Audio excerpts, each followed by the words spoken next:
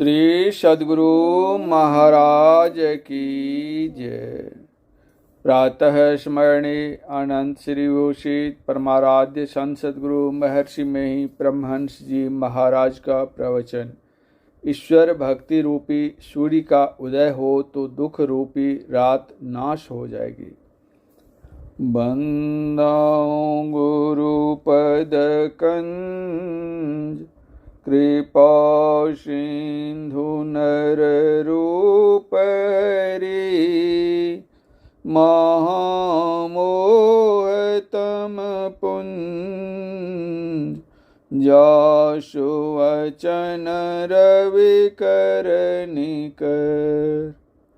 धर्मानुरागिनी प्यारी जनता, आप सोचिए कि आपको क्या चाहिए। किसी का हृदय ऐसा नहीं है कि जिसका हृदय कह दे कि दुख चाहता हूँ।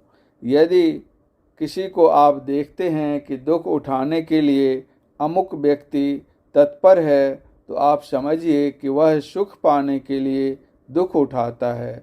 सभी सुख लाभ के लिए ही काम करते हैं। स्कूल छोड़ने के कई वर्ष पहले मेरे मन में उत्पन्न होता था कि मैं अपने को किस तरह सुखी बना सकूंगा। तो समझ में आया कि ईश्वर की भक्ति में सुख होगा। रामायण का पाठ करने की अभिरुचि मेरे बचपन काल से थी। मैं रामायण पढ़ा करता था। उसमें ईश्वर भक्ति के लिए बहुत प्रेरण है। देह धरे कर यही फल भाई, भजी ये राम सब काम बिहाई। और राकापति षोडश वही तारागण समुदाय, सकल गृहिण दवलाई विनु रवि राति न जाए। ऐसे ही विनु हरि भजन खगेशा, मिटहि जीवन केर कलेशा। अर्थात ईश्वर भक्ति रूपी सूर्य का उदय हो तो दुख रूपी रात का नाश हो जाएगा। मैं पहले सोचा करता था कि क्या मुझसे परमात्मा भक्ति सध सकेगी, तो कभी पैर ढीला होता था और कभी बल मिलता था। मेरे कई गुरु हुए। मैं जिज्ञासु होकर कईयों के यहाँ गया। सबसे ईश्वर भक्ति की प्रेरणा मिली। कहीं बाहर की भक्ति और कहीं भीतर की भक्ति करने का उपदेश मिला। अंत में यह ज्ञान पाया कि बहिर्मुख और अंतर्मुख दोनों प्रकार की भक्तियों का करना आवश्यक है। प्राप्तव्य क्या है, इसको जानो, फिर उसको पाने के लिए दौड़ो। बिना प्राप्तव्य जाने उसको पाने के लिए दौड़ना बुद्धिमानी नहीं है। ईश्वर क्या तत्व है, इसको जानो।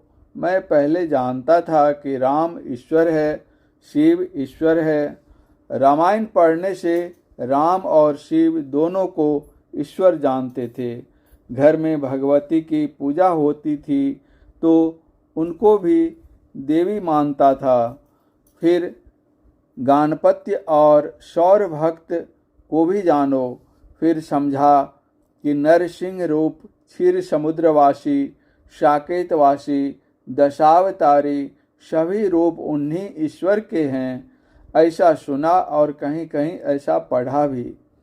गणेश, शिव, सूर्य, विष्णु, दुर्गादि देवियां तथा संपूर्ण चराचर एक ईश्वर के ही रूप हैं, ऐसा भी पढ़ा और सुना है। ईश्वर संबंधी इस ज्ञान पर सहज ही प्रश्न होता है कि ये सभी रूप जिनके वे स्वयं अपने कैसे, उनका स्वरूप कैसा है। वह एक अनेक रूपों में है, वह कैसा है, वह कितना बड़ा है अथवा कितना छोटा है, इसको जानने के लिए उत्सुकता आती है। होते होते ऐसे लोगों से भी भेंट हुई जिन्होंने कहा कि किस ख्याल में तुम हो, जिसको लोग ईश्वर कहते हैं वह है ही नहीं है। किंतु इस बात का विश्वास मुझे कभी नहीं हुआ। ईश्वर की स्थिति पर आक्षेपात्मक कितने ही प्रश्न उनके हुआ करते थे जिनका उत्तर देना कठिन होता था, किंतु वे मेरे विश्वास को डिगा नहीं सके। कैवल्य शास्त्र नाम की एक पुस्तक मैंने पढ़ी, जिसमें है कि एक आदि तत्व ऐसा है जो अनादि अनंत है। गोस्वामी तुलसीदास जी की रामायण की चौपाई याद आती है। व्यापक व्याप्य अखंड अनंता, अखिल अमोघ शक्ति भगवंता। एक अनादि अनंत तत्व अवश्य है। यदि इसमें कोई शक संदेह करे तो इसका जवाब है कि यदि सभी शांत ही शांत हैं और एक अनादि अनंत तत्व नहीं है तो सभी शांतों को मिलाने से अनंत नहीं हो सकता, क्योंकि शांत शांत का जोर शांत ही होगा, वह अनंत नहीं होगा। तब प्रश्न होगा कि उस शांत तत्व के पार में क्या है? इसका उत्तर होगा अनंत है, इसके सिवाय और कुछ उत्तर नहीं हो सकता। सारे शांतों के पार में एक अनंत अवश्य है। राम स्वरूप तुम्हार, वचन अगोचर बुद्धि पर, अविगत अकथ अपार, नेति नेति नित निगम कह। रामचरितमानस। स्वरूप अखंडित व्यापी, चैतन्य चैतन्य, ऊंचे नीचे आगे पीछे दाहिन बाएं अनन्य।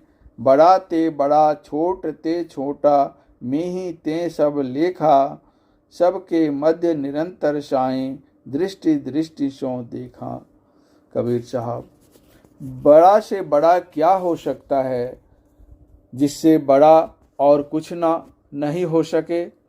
वह अनंत के अतिरिक्त और कुछ भी नहीं हो सकता। एक अनंत तत्व की स्थिति अवश्य है, यह बात बुद्धि के ग्रहण में आती है।